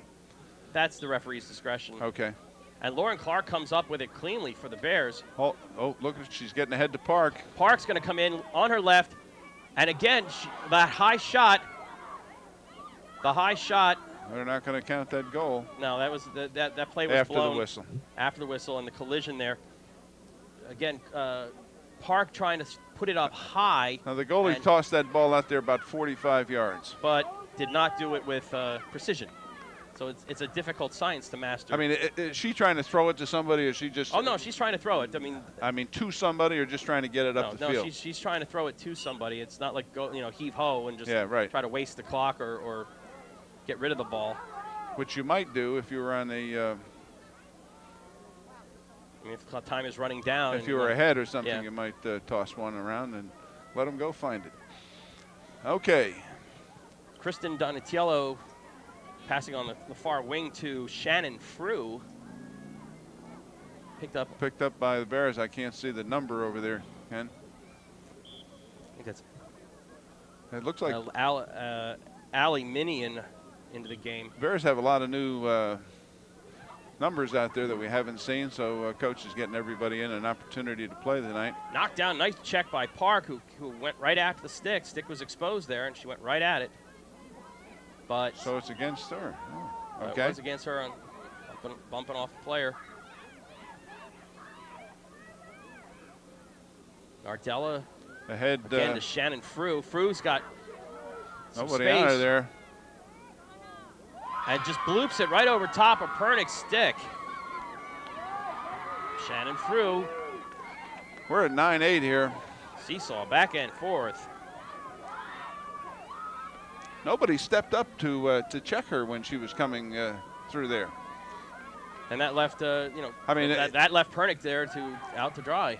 It's almost like a fast break, and somebody needs to step over and take obviously, I can remember how stop the ball. Yeah. So you have to do that before you can worry about the pass and going back the other way. Okay. Now we have Alex Schmidt's going to take this draw Schmidt's back in the draw, which she started there for the Bears this evening. That ball, that's Sherry Lou, going to be awarded possession as Dershell came up from behind. That ball goes through. It was intended for Burson, but Park is going to pick it up. Park has been very active tonight, gets run into by number 28. And your good players will not avoid contact. They will look forward to Rebecca Hayden. Park's going in for the. Ooh, over the net. Burson's kind of she short-armed that one. Yeah. She short-armed. She couldn't follow through because her release was a high release, which caused the ball to go up and over the net. And that's probably the 10th shot tonight that the Bears have missed in that same fashion. Mm-hmm. Absolutely.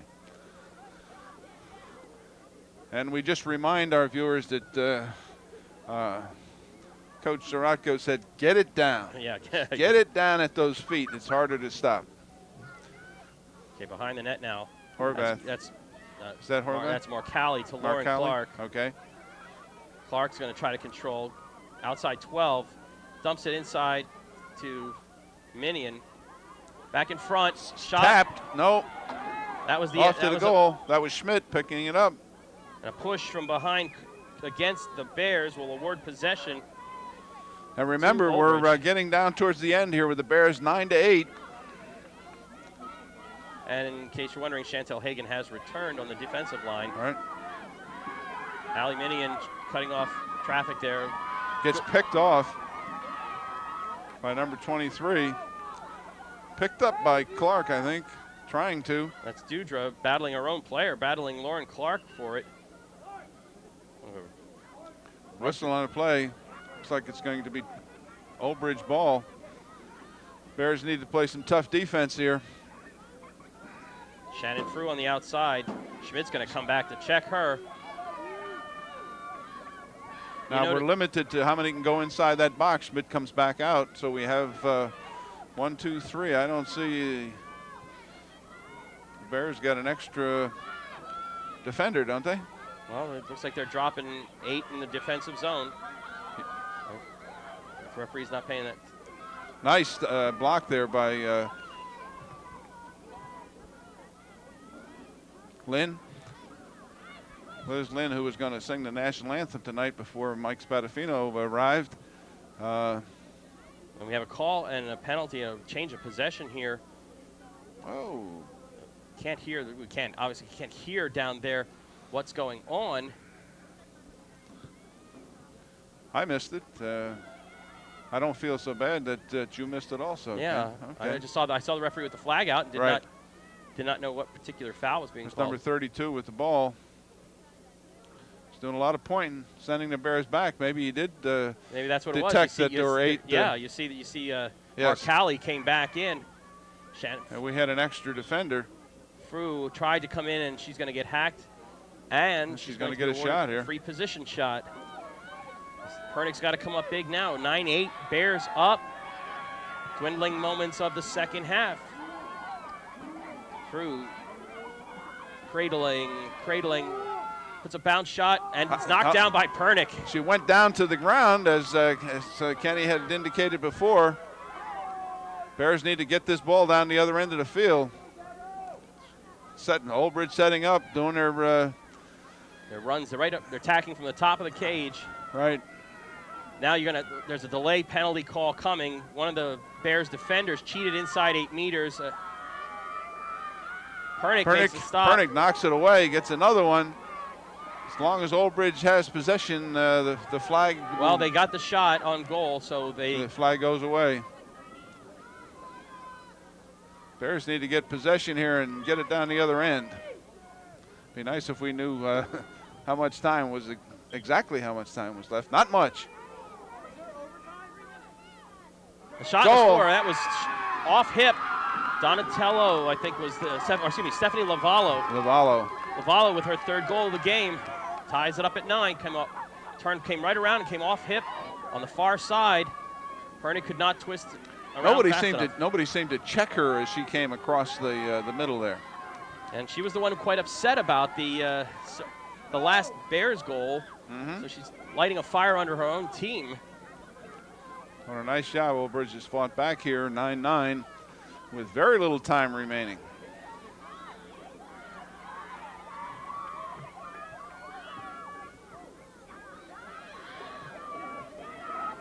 Here comes Michelle Burson. Burson, a full head of steam. Take it all away. But we'll pass it to Minion. Allie Minion will gather up control. Burson had a little hard time deciding whether or not she should try an offhand shot.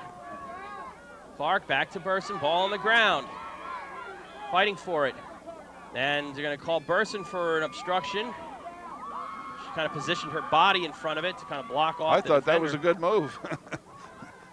She was able to pick the ball up. But I guess that is... I would say not according to Hoyle. Okay, we had a little bump there. And a stick violation by Lynn.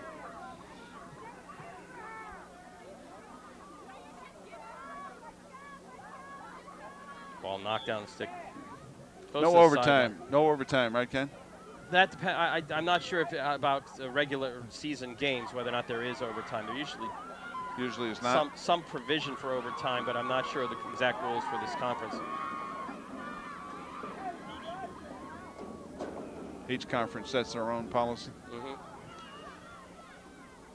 Okay, we have normal. Well, they don't play sudden death. If they do, it's usually play a period of 5 time, minute two periods. 5-minute periods. Okay.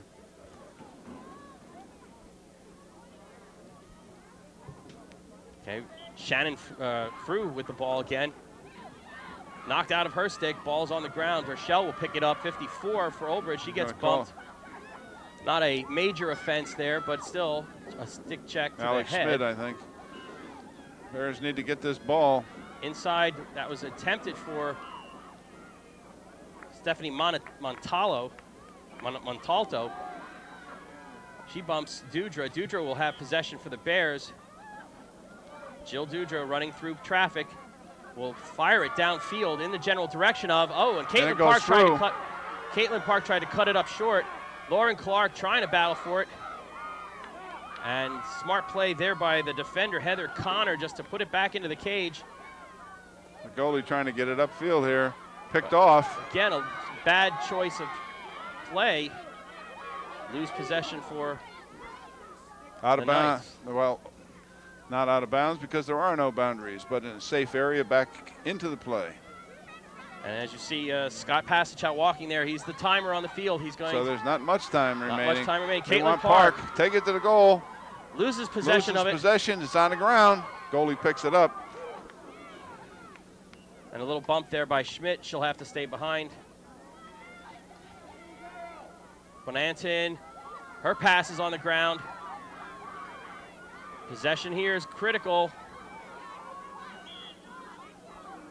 Foul against Old Bridge. Liz Lynn will have possession. It looks like we're under a minute or so to go. Come on, Mr. Official here. Let them play. Lynn looking for someone to pass to. Finds Clark. Get it into your hands. Your top scorer, your chief offensive weapon. Her and Park have really dominated the offensive end tonight. I know there's been several other goals scored. Park's going to the goal. She loses it. Ball's in the air. High shot. It's good! Oh, no. The crease violation looked like there was a crease violation. I thought Parks, that's the end of the game. No, it's not. No, it's not. I thought Old Bridge was celebrating here. Somebody stepped into the crease. Morgan picked it up. Chantel Hagan. Knocked away. That's the whistle. That's the end of the game. End of regulation, at least. End of regulation. We'll hang on here just a second to see if we're going to have an overtime period. I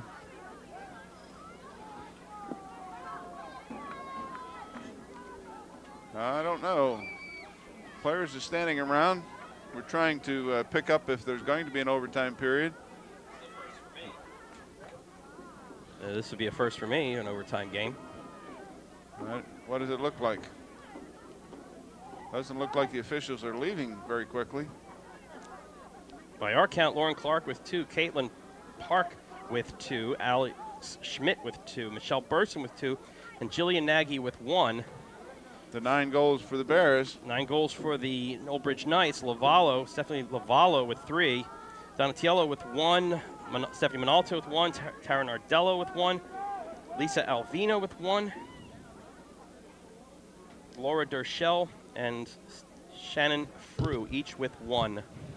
Well, we see Athletic Director Frank Knoppenberger and Coach on the field talking to the officials to see if we're going to go overtime.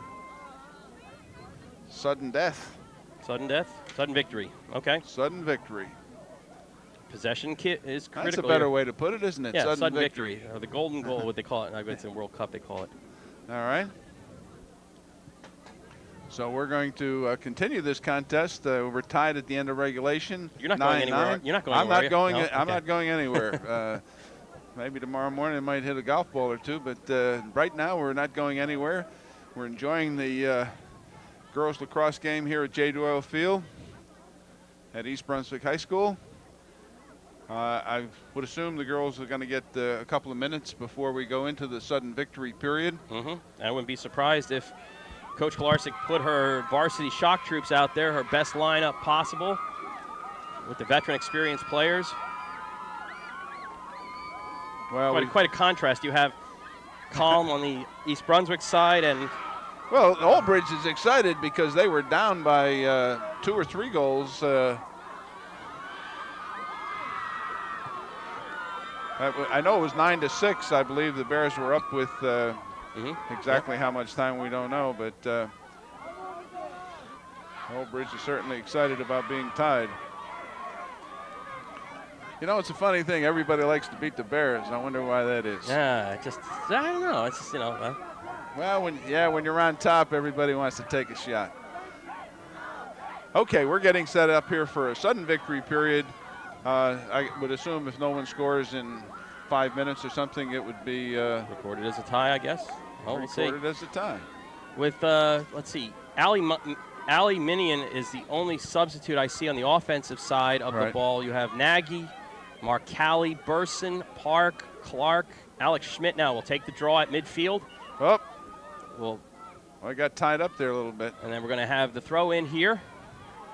Oh, this is a jump ball. And that's because the ball, the draw did not go up Over the head. over the head. Ball is on the ground. The first possession. Controlled by, No one at the moment. still rolling around. Out of bounds, but What's the call? pretty close. It's going to go for the Bears. Bears will have possession on the far sideline. They're repositioning everyone there. Looks like Minion will pick it up, number 11. She'll run down the far sideline. She has Burson and Park ahead of the pack. The pass to Caitlin Park.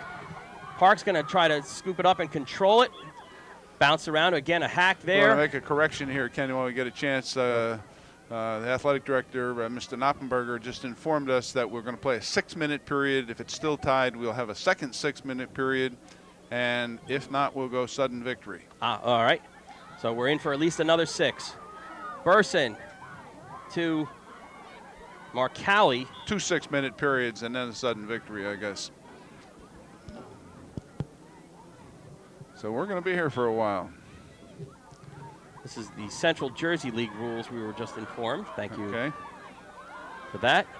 Liz Lynn coming through. Broadway, Goal. in shot and And score. goal! That was Liz Lynn. And Bonanton down on the turf, throws her stick down. Angry at that one. Now, when we listed her this evening, Liz Lynn was listed as left defensive wing. Yeah, and there she is scoring the goal. Yeah. I'm not. I don't understand this. Well, that's just the way I love the goal. Yeah, and she's also probably one of the smallest players out there too. And she Quick. goes right through the defensive center of. Wait, are you saying they didn't see her and she cut right through? Right through. Right through. Okay. Bears lead here 10-9. 10-9. And we are operating in the middle of a 6-minute Overtime period. And we're going to have another 6 after this. And What you would love to have happen is have the Bears get possession and just basically Score play, again. well, or run the clock and play it out and just pass it around 4 corners. Old Dean Smith basketball. Well, but then we have another 6. No, if it's tied. Okay. We understand it now. We're going to get this straight yet. Chantel Hagen's going to run down that errant pass and battle for it with Stephanie Lavallo. Lavallo will get possession as they'll reposition everyone onto the playing surface. Lavallo will run in the middle looking for help. Lavallo trying to change direction. Shot knocked down by Pernick, but again, that shot looked like it was going a little high and wide over the net, but Pernick made another great save. I'm impressed with her playing goal. Hagen, outlet pass through Marcali as it's going to go flying down the sideline. It'll stay in bounds. Park going over to pick it up. And bumps into the defender there, Tara Lancelot for Oldbridge. Lancelot will try to outlet the pass. It's knocked down. Ciriello came up a little too fast, I guess, and bumps Dershell. 52. Has to go behind her now, and so Oldbridge will have the advantage. Although the Bears are back. You just want to fill space here. You want to fill the lanes on defense. We want to stop her so she doesn't get that spin move again. Dershell takes it behind the net.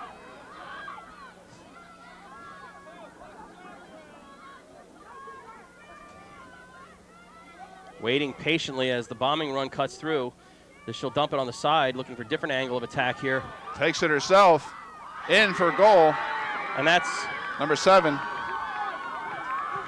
That's Kristen Donatiello, her second goal. And that's the same play that worked earlier in this game as everybody was watching the cutters coming through. Bears were looking for the cutters, and the young lady from behind the net brings it in and puts it in herself.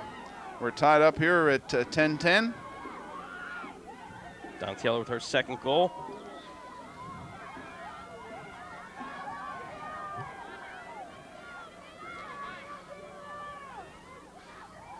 Alex Schmidt at midfield to draw. We're probably 4 minutes into this period at this point. A couple of minutes remaining. And Schmidt's going to get called for coming in over the top. The ball will be given to number 2, Lisa Alvino. Bears need to stop this rush. Alvino has been effective here. I see the Old Bridge girls like to hang on to that ball. They're not that willing to give it up on a pass. Yeah, which it really has been advantageous for them this evening, holding on to it, not worrying about the pass. When they have, it's been more bobbled, and the Bears have been able to defend it. Lavallo coming out Back again. in. And a foul called against. Where was it called? In the. It was actually a crease violation on. It was a crease violation. Okay. Bears will put it back in play. A little bit long on the pass, but it's going to be picked up by Marcali. Ahead long to pass to Clark. Batted down. A good defense. That was actually a very good defensive play by Old Bridge. Michelle Burson was behind. Here comes Liz Lynn again. Knocked away. And a foul called. We're getting a little rough out there. I think the pressure's on here. We're getting to the end of this first 6-minute period. Sudden death. Liz Lynn now has Schmidt. Has Park on her left. Now she's the official's waving that Old Bridge player out of the middle there. I don't. Knocked down. Good anticipation. Did she have to pass? Was it in? No. I mean, she could have gone right in. Okay. Collision there, and it'll be possession Old Bridge. 2 East Brunswick girls kind of squeezed the Old Bridge girl in the middle there. For a violation, I guess they bumped her. Either that or hit her with the stick. Ahead. Shannon Fruit running close to the bench here. Controlled by Old Bridge. That's a long pass. Knocked down by Chantel Hagen. Hagen trying to pick it up. And that is the end of that first 6-minute period. So we're going to our second 6-minute period. And if it's still tied at the end of this 6, we'll go to sudden victory. We're going to get there.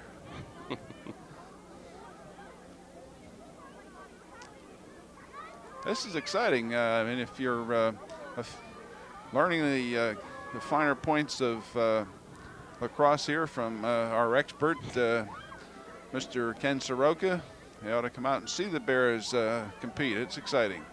Ball's on the ground. Who's going to try to pick it up? A little high check there. And awarded possession to Old Bridge. I thought that was going to go the other way. Burson comes up from behind, forces the ball on the ground.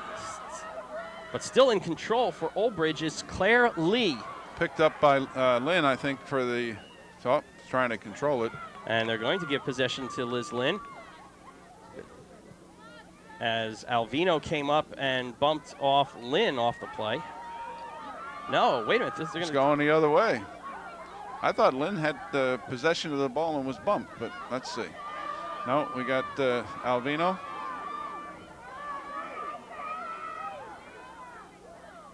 Just want to get that ball out of that area. Somebody. Controlled by Alvino. Dorschel overcommit there by Schmidt. Jillian Nagy going toe-to-toe with Dorschel. Now one-timer. Now Jillian Nagy has it on the break. Goes through Clark. Clark, though, that ball bouncing as it did. Clark stayed with it. But she gets it knocked away. The referee will put them on the field further. And Old Bridge will control. Pass ahead. Knocked loose. Jill Dudra has it for the Bears. Long pass to Burson, and that has not worked all night. That long pass across the field. Caitlin Park. On the left hand, Caitlin. Boy, I'll tell you, Caitlin Park gets that. She gets that ball. She's going to the goal. Woo! I like that. Well, she ain't fooling around looking for somebody to pass to. She's going to put it in the goal.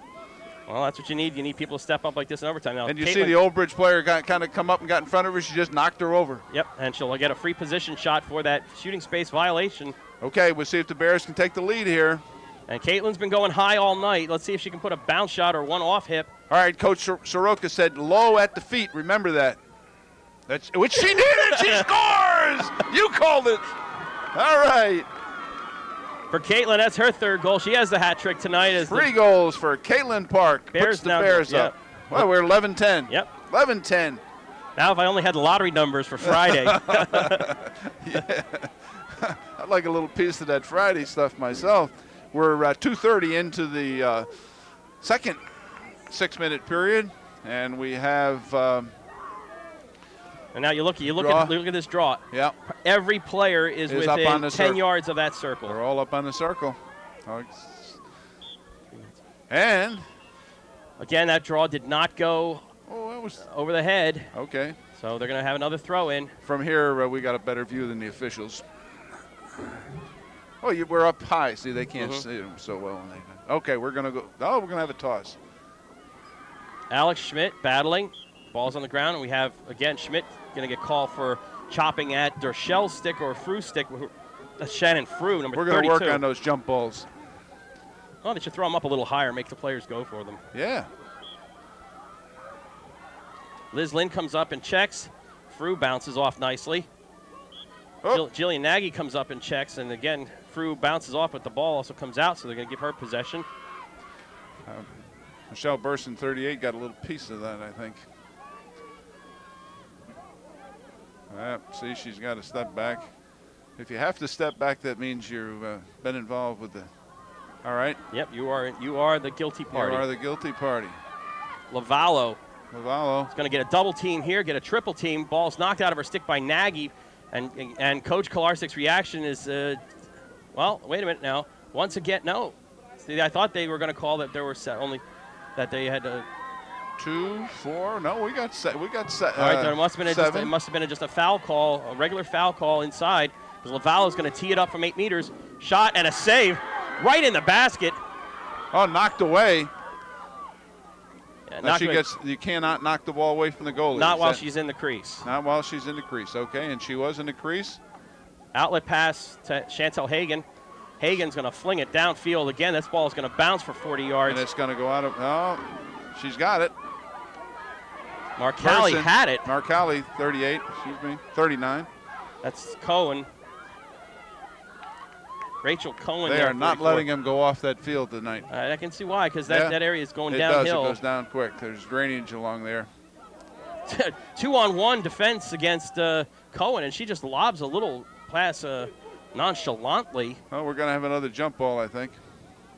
What is that? It's not called a jump ball. Throw in. No, it's going to be awarded. That ball is going to be. No, I don't think so, because both players are pretty close there, and the official started to walk over where he normally tosses it from. Get it up in the air. That's why they stopped it in basketball, the jump ball, because officials couldn't throw it up effectively. Right. That ball is going to be awarded to Old Bridge. And we got 5.5 minutes gone in this period. I'm not sure exactly how much stoppage. Well, we got 1 minute. Scott Passage-Chow, the timer is there. 1 minute remaining. Bears need to hang on here, pick it up. There's a pass through, and there's Coach right in the middle there. And the coach kicked it out of bounds there, but she gave it a good boot.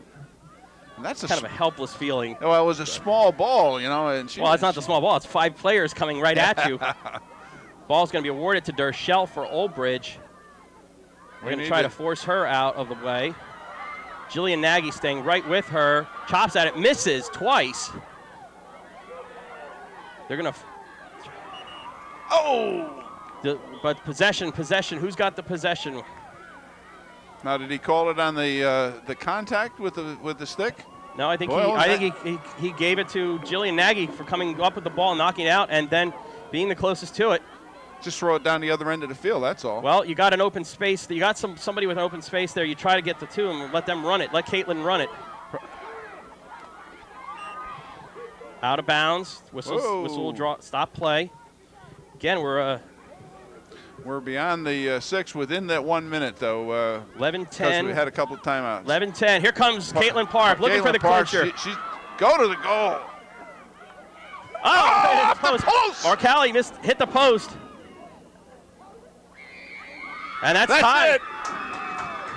That's it, and the Bears pull one out, 10-9. Exciting game. 11-10. I'm sorry, 11-10. 11-10 in overtime. That would have been the clincher anyway if Caitlin Park and Mark Calley would have had. How many went off the post tonight? 6 or 7 off the post and 10 more over the net. So how would you sum up this evening the Bears' effort? A little tight. Okay. Having a hard time picking up ground balls, making those nice cross-field passes. But Could be the lights a little bit.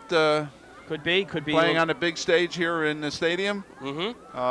From a TV audience. TV audience, and I was impressed with the effort on both teams. Yes. A lot of spirit, a lot of enthusiasm here at J. Doyle Field, and the girls team upped their record to 3-2. Mm-hmm. Exciting match. Couldn't have been any more exciting than this. And their next game. Next game home will be next Thursday against Hunterdon Central. That's a 4:00 game. 4:00 game, Hunterdon Central, and they play down on the field towards Summerhill Road, I think. Summerhill Road. On that one. Mm-hmm. Our top goal scorers tonight for the Bears: Caitlin Park with 3, Lauren Clark with 2, Alex Schmidt with 2, Michelle Burson with 2. For the Old Bridge Knights, Stephanie Lavallo with 3.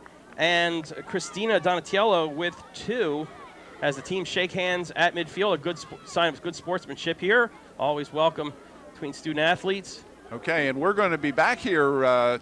TV3 is going to be back here on May the 10th to do a boys lacrosse game against the Maculata. Mm-hmm. And Ken, yes, you're going to be along here to carry us along mm-hmm. the way. It's nice to have an expert in the finer points of lacrosse, and my name is Charlie King, and that's about it for this evening. Again, your final score again: the East Brunswick Lady Bears 11, the Old Bridge Knights 10.